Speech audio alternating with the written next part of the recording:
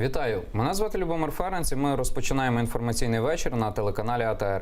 І у студії ми вітаємо Олександра Мусієнка, керівника Центру військово-правових досліджень. Доброго вечора, пане Олександре. Добрий вечір, вітаю. З паном Олександром ми сьогодні будемо говорити про Луганськ, Донецьк, так звані Луганську Народні Республіки та Донецьку Народні Республіки. І перше запитання. Так, новий глава ВО, виконуючий обов'язки на даному етапі.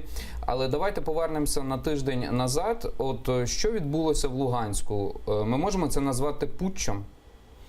Ви знаєте, я притримуюсь цієї думки, що це були внутрішні розбірки, але не обійшлося без зовнішнього фактору, через те, що Кремль просто не може дозволити ситуації вийти з-під контролю.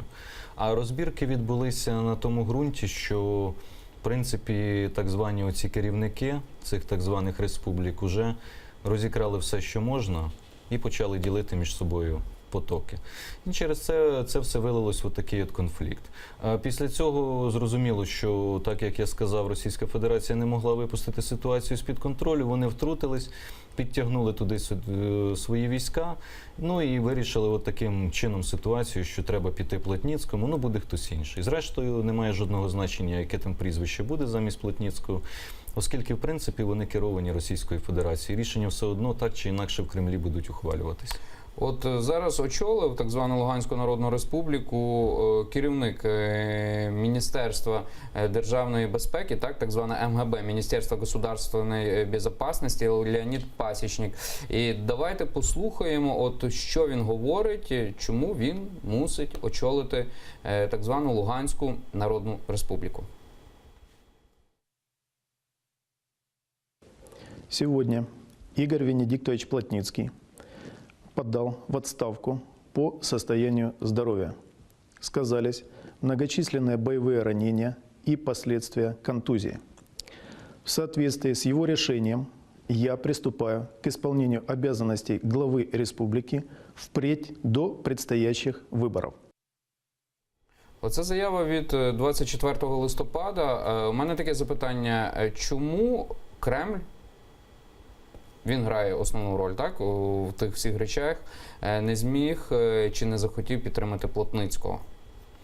Ви знаєте, я тут буквально кілька слів щодо цього відео хотів би сказати. Ви подивіться, як Пасічник це читає, наскільки він схвильований, як він кожне слово не кожен день тобі пропонують республіку очолити. Тобто це говорить про те, що, в принципі, сталося те, чого не очікували. Сталася ситуація, в принципі, яка могла вийти з-під контролю, але, на жаль, не вийшла.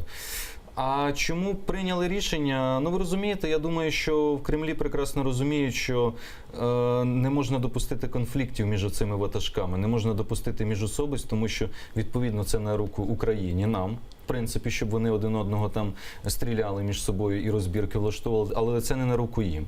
Тому вони прийняли рішення на їх, так скажімо, розсуд компромісне, і сказали, що давайте, щоб зняти цю напругу, давайте Плотницького відставку, а там якусь кандидатуру підберемо, якісь вибори фейкові проведемо, того, кого нам треба, залишимо. Може, Пасічник це буде, але судячи з того, як він до цього підходить, мабуть, не він, якась інша людина буде. Подивимося. Зрештою, знову ж таки, не слід зациклюватись на прізвищах і на фігурах.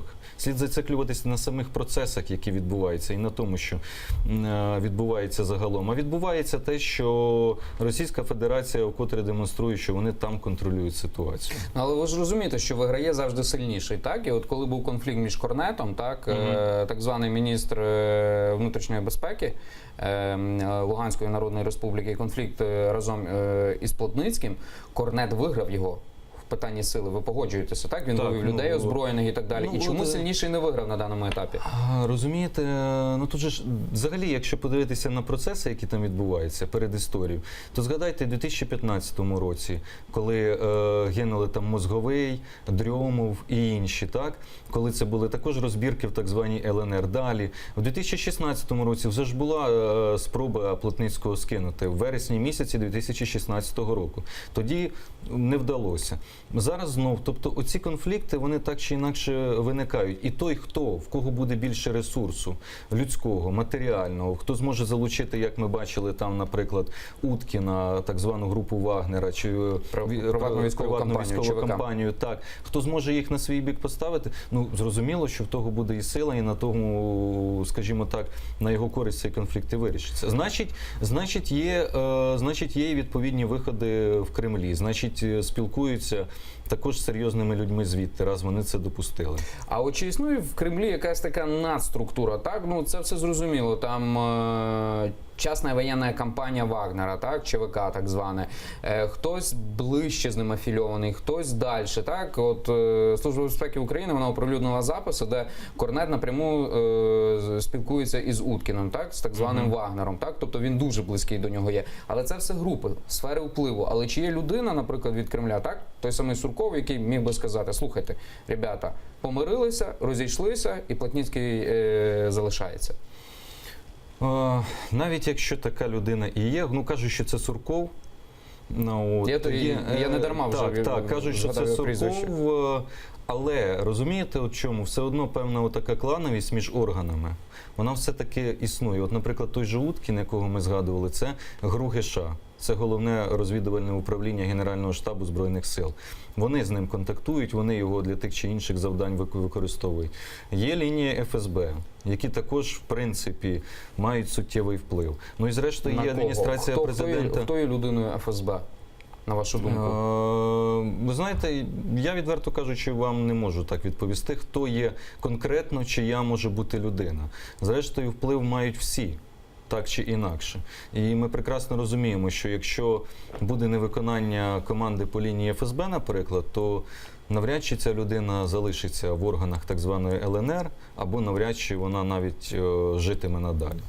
Ви сказали, що це розбірки за потоки, яких стає все менше і менше. Якщо ми б могли окреслити ці потоки, то за що боролися Корнет і Плотницький? Ну, є ж підприємства, які залишились на тимчасово окупованій території, які працюють так чи інакше, які, в принципі, мають торгові зв'язки з Російською Федерацією, а до цього, в принципі, і до блокади мали і з Україною торгові зв'язки. Ну, от, і безумовно, що те, що там залишається, оцей комплекс, який лишається важкої промисловості, інші підприємства, безумовно, він приносить певний дохід. І безумовно, тут зрозуміло, що є люди, які хочуть ці потоки контролювати. От за це. Хоча, пам'ятаєте, якщо пригадуєте, був конфлікт за особняк там в Луганську між Корнетом і Плотницьким ще раніше. Там був конфлікт через те, що зайняли особняк, так, в якому це формальна причина через це так. Це от просто вже я хочу сказати, наголосити на тому, до якого рівня доходять. Тобто вже воюють навіть за особняки. Ну, тобто не так у них все добре. Вже починають воювати. Ви думаєте, що там будинок чи хата є справді предметом розбрату якогось, чи фінансового збагачення? Це може бути тільки приводом. Це може бути тільки приводом. Так, це привід. Причина в іншому. Причина ж в інших там потоках. Ми прекрасно розуміємо. І в грошових, якими фінансується з Росії ця так звана ЛНР, і цих підприємств, які залишились на тій території. Це основна причина. На вашу думку, Плотницький на даному етапі він відсунутий є від цих грошових потоків? На даному етапі, я думаю, що так. Хоча, зрештою, йому якусь там номінальну роль залишить, там, начебто кажуть, що його там офіційним представником Мінській там контактній групі. Ну, подивимось, яка його роль буде. Ну, от, але те, що він навіть поїхав до Москви, і невідомо, власне, чи він залишиться надалі і в Луганську, чи він там взагалі буде проживати, свідчить про те, що він все-таки усунутий від цієї ролі. Можливо, якісь люди, які орієнтувалися на нього, вони залишаться, але вже певні люди, які там, от я знаю, Мирослав Гай, офіцер запасу, волонтер, він казав про те, що там почалися зачистки. Ну, тобто людей, які були орієнтовані на Плотницьку і не згодні з тим, що відбулося. Ну, в принципі, для нас це і добре, а що? Нехай трошки почистять один одного. На вашу думку, чому Ігор Плотницький не вийшов з якоюсь заявою? Як-не-як, глава республіки, хоч вже і колишній? Ну, значить, вже немає що сказати, розумієте? Тобто, крім того, що є острах за власне життя і за власну безпеку, очевидно, Є і розуміння, мабуть, нього, що краще, даруйте, не висовуватися, сидіти тихо, нехай краще його заяву там хтось зачитає, що якісь там в нього контузії, поранення і так далі, ніж він буде це особисто говорити. Я думаю, що він переживає. Я думаю, що він злякався. То, що може бути усунутий, так? Так, безумовно. От ви вже згадали про те, що він буде уповноважений щодо у мінських перемовинах, так? На вашу думку, чого його не забрали, так? Він офіційно їздив був, також Захарченко був присутній у Мінську. Це єдина формальна причина, тому що він починав їх. Ви знаєте, мені здається, його не забрали тому, щоб не створити отаке враження, що дійсно відбувся, ну, як такий переворот. Тобто, так, іде якась конкурентна боротьба у владі, але зрештою Плотницького залишають якусь номінальну роль, йому дають, тобто начебто визнають його заслуги, для того, щоб в принципі показати там і місцевому населенню, що ситуація під контролем. І що не буде, от, знаєте, там як аналогії проводили, що тут революція зараз буде, там, наприклад, як в Києві, Майдан чи ще щось інше. Ні, в принципі, отак от вирішили, що це добровільна відставка. Ви ж подивіться, ніхто ж не говорить у них там, що це там переворот, зрештою, що це ще щось, якась революція. Вони кажуть, це добровільна відставка через те, що Плотницького, ну, болять якісь старі травми. Він контужений, розумієте, не може виконувати свої обов'язки. Буде інша людина, але разом з тим роль певна Плотницького, хоча б якась там символічна, вона збережеться. На вашу думку, він буде продовжувати ще, можливо, навіть туди їздити, чи бути уповноваженим, так званим уповноваженим від так званої Луганської Народної Республіки, а з часом його можуть і замінити, так? Щоб не було лишнього шуму. Можливо і так, але я думаю, що він взагалі зараз не буде висовуватися, буде десь в Москві або десь в Росії. Я навряд чи думаю, що він найближчий там місяць до Нового року з'явиться в Луганську взагалі. Або на території так званої ЛНР, непідконтрольним нам територіям. Навряд. А як буде далі мінський процес? Розумієте, зрештою, якщо подивитися, то ну, якщо навіть розглядати мінські домовленості як певний юридичний акт, як документ, то Плотницький же ж підписував, підпис ставив не як фізична особа Ігор Плотницький, а як керівник так званої ЛНР, тобто оцього квазідержавного утворення. І, в принципі, зобов'язані взяти керівником, вони переходять і на іншу, ну, правонаступництво. Тому я не думаю, що тут з точки зору мінського процесу можуть бути якісь дестабілізуючі фактори або зміни. Ну, якщо подивитися, наприклад, на заяви цього нового керівництва, так званого керівництва в ЛНР, то вони що сказали? Що, в принципі, рішення про обмін полоненими будуть виконуватись. Це значить, що вони будуть виконувати, ну, все, що передбачено, все, що їм з Кремля спустять, те й будуть виконувати. От, на вашу думку, зараз обмін полоненими, він зрушиться якось з мертвої точки, так? Якщо буде воля Москви, то так. Ну, треба ж подивитися, як це відбувається. Коли був Медведчук в Москві, він зустрівся з Путіним, вони викликали до себе Захарченка, дали йому команду, і Захарченко сказав: добре, ми міняємо всіх на всіх. Ну, це просто приклад того, як це відбувається. Але це поки що на словах, але, скоріш за все, це може відбутися, так? Ну, дав би Бог, щоб це відбулося якнайшвидше. І тут, що я би важливо хотів сказати, знаєте, нам говорять, що от ми віддаємо там понад 400 людей, плануємо віддати тих, які зараз у нас, але це не заручники, про що іноді багато говорять людей. Це не заручники, це люди, які підозрюються або вчинили злочини проти українських військовослужбовців, проти держави Україна. І ми їх утримуємо на законних підставах. І кажуть, нерівнозначний обмін там 1 до 4, 1 до 5. Тут треба йти на компроміси все-таки, тому що важливо повернути наших людей. І якщо нам скажуть, що треба віддати 1 до 5, 5 їхніх за одного нашого, значить треба це робити. От в інтернеті минулого тижня також активно обговорювали навчання дочки Корнета у Харкові. Так, вона вчиться в одному з вузів Харкова, живе, подорожує. Деякі журналісти, багато журналістів, я би сказав, вони писали про те, що, скоріш за все, за гроші, криваві гроші батька, який заробляє в так званій Луганській Народній Республіці. І отут в мене запитання. Я бачив один з сюжетів одного великого телеканалу українського, і там говориться, ректор каже, які претензії юридично, вона громадянка України, вона там навчається. От з вашої точки зору, ми не перебуваємо в такому правовому тупику. Так, всі знають, здогадуються, за які гроші ця дочка навчається, але нічого зробити не можна. Ви знаєте, я там ще точно не знаю, чи в неї там контрактна навіть форма навчання, бо казали, що вона навіть стипендію отримує, а отже це ще й за кошти державного бюджету може бути, на держзамовленні вчиться, то це взагалі фінансує бюджет України. Але я вам хочу сказати, що з правової точки зору ми надзвичайно гуманістичні і ліберальні. От все, що в нас відбувається, от, наприклад, заступник спостережної місії ОБСЄ Олександр Хак десь рік тому давав інтерв'ю, і він казав, ви знаєте, я брав участь в якості спостерігача ОБСЄ в багатьох конфліктах, але такого руху через лінію розмежування, як є в Україні, я не бачив ніде. Ми всіх пропускаємо. Перевірити ми на 100% не можемо. Не може прикордонник на місці встановити. Це є потенційні, але це становить потенційну загрозу. Ми даємо тут навчатися. І кажемо, так що ж, діти не несуть відповідальність за дії своїх батьків. Ми даємо деяким тут, зрештою, відкривати свої справи, свої бізнеси. А згадайте ситуації, коли деяких людей бачили в Києві, їх фотографували з так званого ЛНР, ДНР, які сюди приїжджали вільно. Тому для мене взагалі дуже багато запитань викликає, куди дивляться наші правоохоронці, куди дивиться наша Служба безпеки, куди дивиться наша поліція.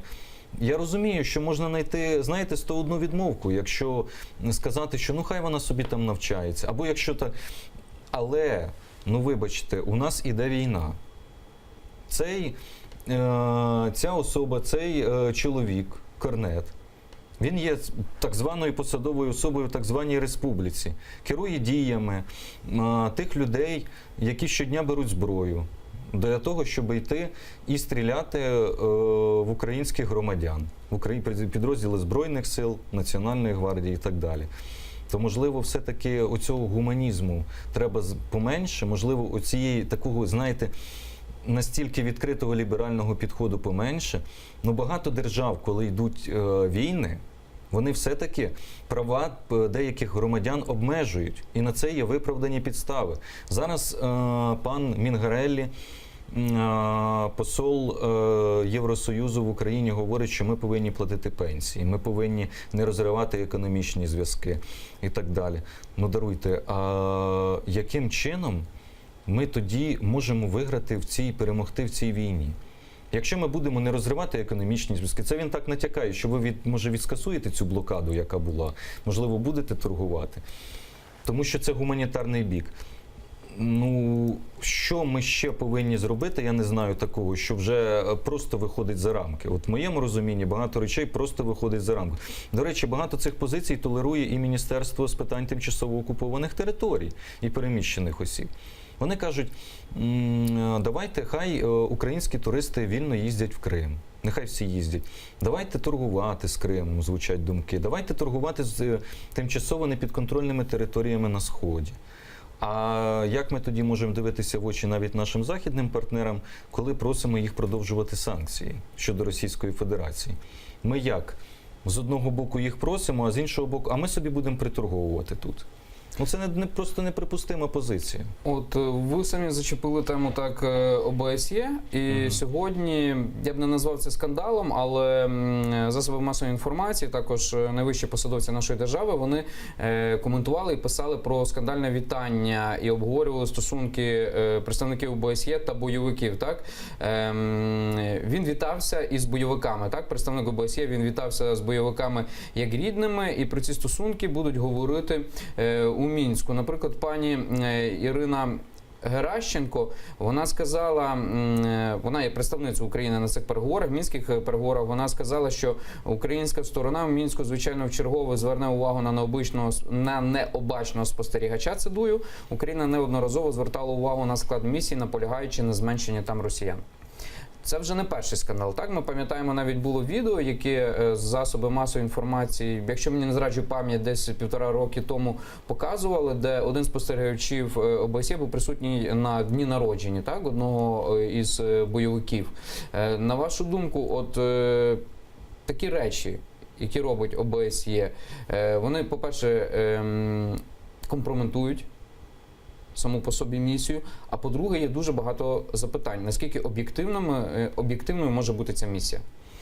Безумовно, запитання є. А якщо тут додати ще, що в принципі Україна не так давно підтримувала введення поліцейської місії ОБСЄ, миротворчої, то уявіть собі, якби ця, не дай Боже, місія була введена, там би було, відсотків, мабуть, 50 росіян. Яка б це була місія? Точно не миротворча. Взагалі, ситуація, яка складається з цими спостерігачами, ще з 2015 року, я пам'ятаю, тоді Геннадій Москаль, який очолював військово-цивільну Луганську адміністрацію, що він казав, що ОБСЄ не працює або багато чого саботує. Фактично, вони не моніторять ситуацію. І, безумовно, це викликає занепокоєння і має викликати. Хоча, я вам чесно скажу, я не розраховую на те, що кількість там росіян буде зменшена. Саме в місії ОБСЄ, так? Так, мені в цій спостережній місії. А крім того, що спостережна місія, тут слід не забувати, що є така структура, як спільний центр контролю припинення вогню, де входять українські військові і російські. І вони ще про щось говорять, розумієте? Вони ще про щось ведуть перемовини, десь обстріли і так далі. По нашим військовослужбовцям щодня позиції обстрілюють, а вони десь ведуть перемовини. Але бачимо, це все тупіковий шлях. Тому українська сторона повинна, безумовно, наголошувати на тому, щоб зменшити кількість. Принаймні, оцього спостерігача з цієї місії виключити. Щоб, можливо, інші хоч так по-панібратськи себе не вели. Але навіть якщо вони себе не будуть так проявляти, наприклад, при зустрічі, так привітно один одного гаряче вітати, це не значить, що вони не будуть там спілкуватись десь в телефонному режимі чи іншому. Тобто, якщо вони так при зустрічі це роблять, так, і коли це видно на камери чи на фотокамери, то можна собі взагалі додумати щось, чим вони займаються за великим рахунком і як дружньо поводяться поза там якимись реєстраторами, так? Безумовно. Інформації. Безумовно, тим більше, коли можна собі уявити, що ці люди, вони ж і в Донецьк приїздять, так, на непідконтрольну, тимчасово окуповану територію. Можна собі уявити, в принципі, що вони там можуть зустрічатися і в ресторанах, і не тільки, і вести між собою перемовини. А потім це все виливається в ті звіти, коли ми отримуємо, що от подивіться, скільки обстрілів було, коли реально ОБСЄ не бачить шквальні обстріли українських позицій, бо мотивуючи це тим, що вони туди не мають доступу або не мають обладнання, так, щоб це моніторити. Там безпілотники, камери і так далі, і так далі. Знаходять відмовки. От і все. Це просто, але зрушити це питання з місця і сказати, що повністю вилучили, я сумніваюся, що це на сьогоднішній день взагалі реально і можливо. От сьогодні вийшло інтерв'ю спецпредставника Держдепартаменту Сполучених Штатів Америки по Україні Курта Волкера. Інтерв'ю вийшло в виданню The Washington Post, одного з найбільших і найвідоміших у світі американських видань. І він там заявив, що Сполучені Штати Америки не підтримують присутність росіян в складі миротворчої місії на Донбасі. На вашу думку, присутність росіян миротворчій місії на Донбасі є принциповим для Росії, на вашу думку, чи ні? Я не думаю. Я взагалі не думаю, що саме присутність, що буде спірне питання щодо країн, які будуть брати участь в цій миротворчій місії. Я думаю, що спірне питання буде, де ця місія буде розміщена, щодо її чисельності. Тобто, де вона буде розміщена? Чи на українсько-російському кордоні, чи на лінії розмежування, як пропонується, чи взагалі по всій території Донецької і Луганської областей, ті, які зараз є окупованими тимчасово і непідконтрольній українській владі. І мені здається, що доведеться знаходити компроміс. Питання тільки в компромісі, наскільки далеко готова зайти українська сторона, а разом і американська, тому що це буде консолідована позиція. Я маю на увазі, що Можливо, може бути запропонований компромісний варіант, щоб розмістити місію, наприклад, в великих містах, наприклад, в Донецьку або під Донецьком, і не дозволити розміщення цієї місії на кордоні україно-російському, для того, щоб вони не контролювали переміщення військової техніки і взагалі не припинили курсування цієї техніки. Я думаю, що десь отут буде шукатися, в принципі, компроміс, тому що треба бути реалістами. Із тих 29 пунктів, які запропоновані на попередній зустрічі Волкера і Суркова, прийняли тільки 3 зараз. Сурков сказав, що нам прийнятно. 26 не прийняли. Так, ну максимум, можливо, до 10, так, доведеться, можна буде дійти. А решта все-таки розбіжності збережуться. І тут питання компромісне. Інакше просто ця місія не буде введена. Інакше просто її не підтримує Росія як постійний член Радбезу ООН. Ну, але бачите, наприклад, в самому інтерв'ю там немає ніякої конкретики, тому що спецпредставник Курт Волкер, він також сказав, Росія, як і раніше, навіть не визнає присутність своїх сил на Сході. І додав, що на даний момент США намагаються зрозуміти, на які варіанти може погодитися Росія, яка її подальша мета. Ну, тобто нічого не зрозуміло, ніякої конкретики, і конкретні речі, за великим рахунком, вони, скоріш за все, не обговорюються. Все правильно? Ні, можливо, конкретні речі обговорюються через те, що все-таки 3 пункти. Це ж все-таки конкретні речі, вони по ним проговорюють. Але бачите, що на зараз взагалі, от для мене взагалі не очевидно, що така місія може бути введена. Тому що, попри, ось, враховуючи ці розбіжності, які є, це питання може або зависнути в повітрі, або взагалі від цієї ідеї Російська Федерація може відмовитись.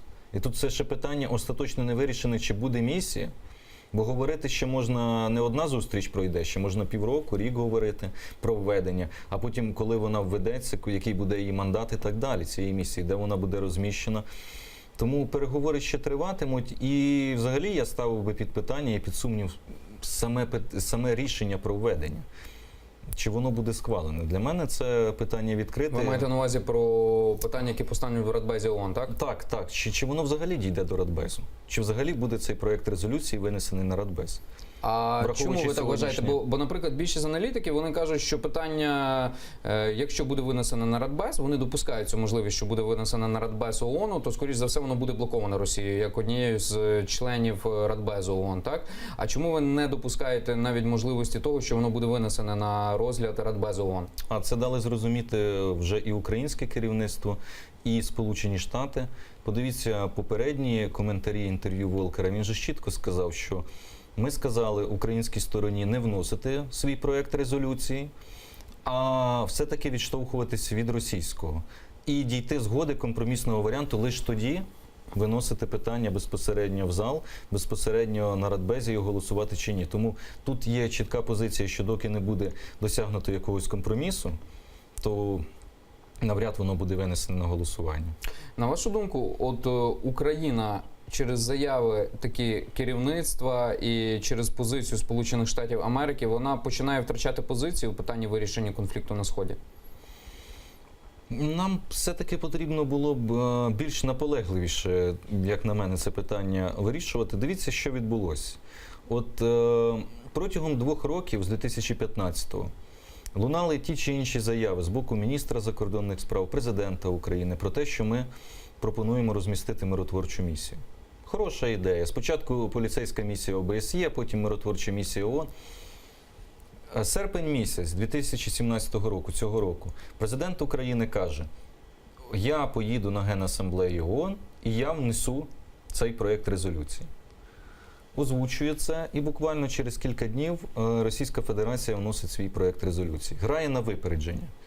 Чому, для чого було це публічно озвучувати, а не приїхати в Нью-Йорк і з трибуни Генасамблеї оголосити про те, що Україна привезла проєкт резолюції? Ну, я не знаю, чи це піар-складова настільки затьмарює розуміння того, як треба підходити все-таки до державних процесів і до припинення війни, вирішення конфлікту, чи недолугість, чи щось інше. Ну, це питання, але факт лишається фактом. Зараз відштовхується не від українського проєкту резолюції, а все-таки від російського. От чому питання. І згадайте далі, як пішов процес. Переговори Москви-Берліна І Меркель сказала, що запропонувала розмістити там по всій території Луганської, Донецької областей місії, начебто Росія почала вести про це переговори, але ведуться переговори і відштовхуються все-таки від російської позиції. І вони тут, на жаль, нас випередили. Вони в цьому нас випередили, це треба визнати. А тепер наше завдання яке? А тепер наше завдання якомога більше, щоб наших прийнятних для української сторони вимог і умов були в цій резолюції. А це завдання вже важче, бо відштовхується все-таки знову ж таки. Волкер що сказав? Ну, є проєкт російський, давайте ми його трошки доповнимо, змінимо і будемо від нього відштовхуватися. На вашу думку, от через 3 роки, так, вже трохи більше ніж 3 роки, відколи розпочалася війна на Сході, чи українське керівництво, воно має чітку позицію, що робити із окупованими частинами, принаймні Донецька та Луганська, так? Тому що про Крим ми чуємо щораз то менше і навіть з вуст західних представників. Хоча, ви знаєте, саме питання Криму – це ж все причинно-наслідковий зв'язок. У 2016 році Офіс прокурора Міжнародного кримінального суду ухвалив проміжний висновок про те, що Україна перебуває в стані міжнародного збройного конфлікту, а простіше кажучи, війни з Російською Федерацією. І розпочалося це з моменту анексії Криму. Далі пішов Донецьк, Луганськ, але це процеси нерозривні. Бо доки Російська Федерація не віддасть Крим, або ми не звільнимо його військовим шляхом, ну, зрештою, доки Крим не повернеться під контроль української влади, то говорити про завершення війни з Росією не доводиться. Вона буде в такому стані і тривати надалі. Тому ці питання, вони нерозривно пов'язані. Не можна закінчити одне в одному місці і сказати, що все. Ні, тому що війна то продовжується.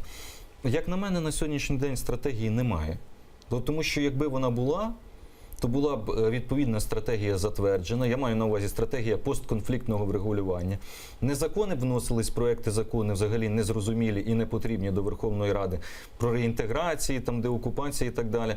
А була б стратегія, яка була б запропонована і Організацією Об'єднаних Націй. Бо стратегії постконфліктного врегулювання – це формула вже напрацьована з часом в рамках ООН, яка працювала і в інших конфліктах. І ми б мали вийти і сказати, дивіться, українська сторона, українська держава пропонує після того, як ми звільняємо ці території, перше, друге, третє, четверте, п'яте, як ми там встановлюємо владу, наприклад, тимчасова адміністрація ООН, так, на 2-3 роки перехідний період. Потім лише ми там проводимо вибори. І так далі, і так далі. Перехідне правосуддя. Хто буде притягуватись до кримінальної відповідальності? Амністія ж відповідна, врегульована. Хто може бути амністований, а хто за тяжкі злочини не може бути амністований. Це все вкладається в цю стратегію постконфліктного врегулювання. На жаль, її немає. Навіть іноді, слухаючи представників органів державної влади, ми чуємо різні позиції. Наприклад, від Міністерства з питань тимчасово окупованих територій одна думка, від військово-цивільних адміністрацій на місцях інша думка, президент говорить іншу думку, а депутати хочуть прийняти закон, який, в принципі, ні на що не впливає. Тому немає єдиної державної позиції. А щодо роботи спецпредставника США по Україні Курта Волкера, як ви можете на згал оцінити його роботу? Дуже багато людей, вони так, якщо не з прохолодою, от аналітики чи експерти у нашій студії, то навіть деколи досить негативно відгукуються, кажуть, ну, знову скоординували, щоб скоординуватися.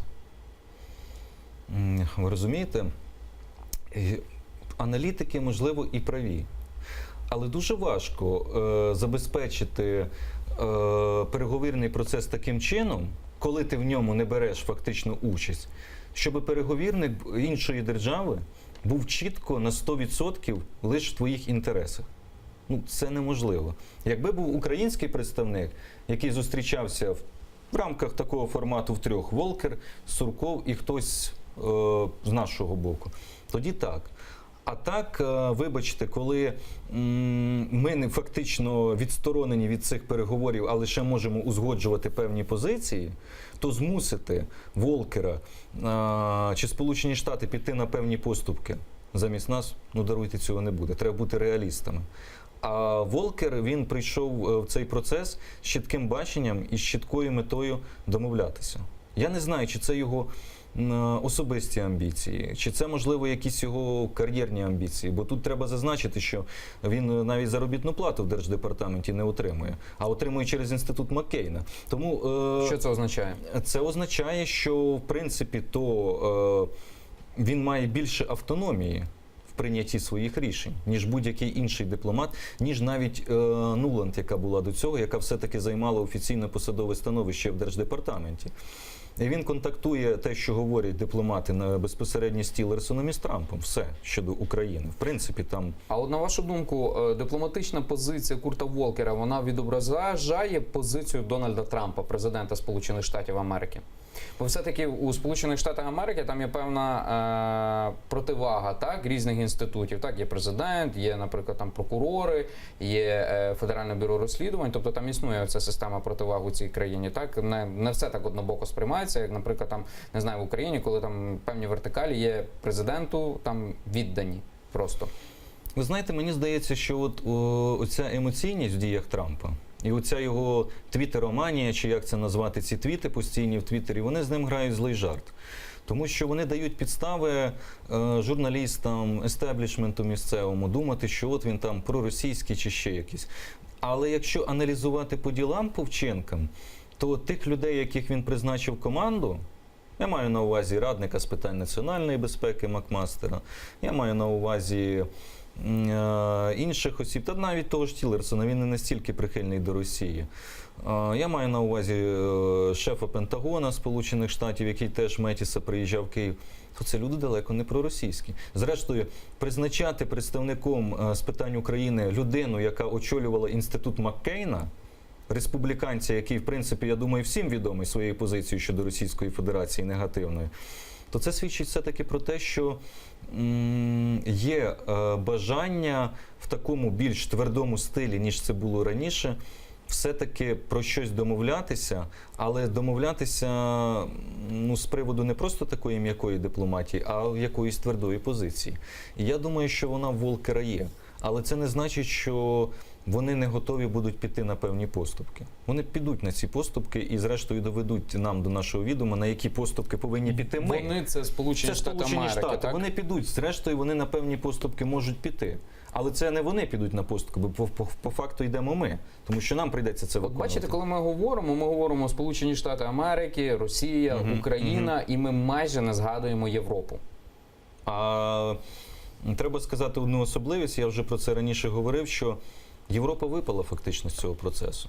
І треба зрозуміти, що єдина оця зустріч, яка була в Петра Порошенка з Меркель в Брюсселі на полях саміту Східного партнерства, до цього ж, в принципі, не було ні переговорів. Ну, зрозуміло, в Меркель там питання коаліції, створення після виборів і так далі. Все-таки її питання зараз найважливіше зберегти владу в Німеччині. Але Макрон, взагалі, ми бачимо, дистанціювався. Так, він займається також внутрішніми питаннями французькими. І взагалі така от, подивіться на сам саміт Східного партнерства, крім заяви Туска, про таку більш-менш тверду заяву про засудження дій Російської Федерації, про невизнання анексії Криму, про засудження агресії, ніхто більше про це і не говорив, в принципі. Говорили там про транші для України, цих 1,8 мільярда євро, там, про реформи і так далі. А найважливіше питання війни ніхто не підіймає. А значить, Європа дистанціюється від цього процесу. І от тепер, зараз я закінчу тут, з вашого дозволу додам, тепер всі люди, які аналітики, політики, політологи кричать про те, що давайте ми анулюємо цей мінський формат, давайте ми взагалі повинні розуміти, що якщо нитку втратити, Європа вже дистанціювалась, вони вже в стороні. Якщо ми зараз ще втратимо майданчик Волкера-Суркова, яка тоді альтернатива? Ніхто ж не пропонує. А її просто може не бути. От тут потрібно розуміти, що зберегти оцю хитку рівновагу зараз лінію Волкер-Сурков важливо. Подобається це комусь, не подобається. Але якщо хочемо, щоб був хоч якийсь, бодай, переговорний процес, то цю лінію треба зберігати. Чому Європа дистанціюється? Ви знаєте, у неї своїх проблем. Проблеми, так, внутрішні. Ми ж бачимо, що... А зараз знов загостриться проблема терористичних атак. Зараз терористи ІДІЛ розповсюдили знов звернення про те, що треба на різдвяні ярмарки в Німеччині Німеччині, в Англії, Франції здійснювати атаки. Питання безпеки. У Макрона зараз, у нього ж було питання трудової реформи. Він займається виконанням своїх виборчих обіцянок. Те, що він обіцяв французам на виборах. Меркель відійшла взагалі від питання, бачимо зараз, активної зовнішньої політики. Можливо, зараз повернеться, бо вже є інформація, що вони все-таки соціал-демократами коаліцію створять. Але не треба забувати, що Німеччина хоче другу нитку Північного потоку з Росією. Французи багато хто теж не проти. Тобто тут багато зав'язано на Росії, так? Багато Близькість, пов'язано, так. економіка і всі Економічних ці речі. зв'язків, так. Дякуємо Олександру Мусієнку, керівнику Дякую Центру вам. військово-правових досліджень. Мене звати Любомир Ференц, і ми повернемося у цю студію уже після новин і будемо обговорювати Конституційний суд України.